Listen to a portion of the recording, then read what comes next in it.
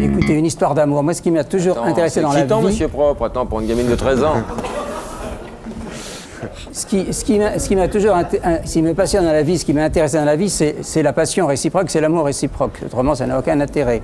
Et je vous assure, d'une manière générale, si quelqu'un de jeune, quelqu'un de, je sais pas, qui a 15, 18, 20 ans, 25 ans, tombe amoureux de quelqu'un de plus âgé, eh bien, s'il y a une différence d'âge, eh bien, la personne la plus jeune doit faire au moins les 3/4 du chemin. Bien sûr. Il ne se passe rien. Non, puisqu'on peut dire Mais aussi...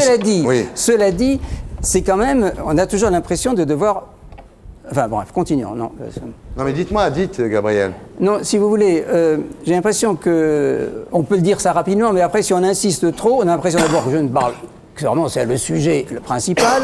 Et deuxièmement, il faut toujours se justifier. Oui, enfin, on peut dire aussi à votre décharge, d'une certaine façon, oui, à ma décharge, vous êtes gentil, mais je ne me sens pas chargé. Je veux dire, je n'ai pas... Mais vous ne sentez pas chargé, mais les gens vous chargent.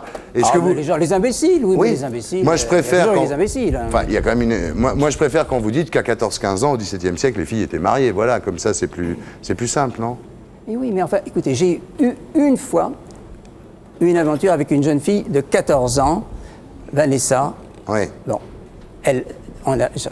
nous sommes restés plusieurs années ensemble, ça a été une très très grande passion. Elle m'a inspiré un roman, un recueil de poèmes, un tome de mon journal. Et elle me disait, si tu as des ennuis, je vais voir le président de la République, c'était Mitterrand à l'époque, et il me disait, je vais aller le voir, je vais lui dire qu'on s'aime, etc.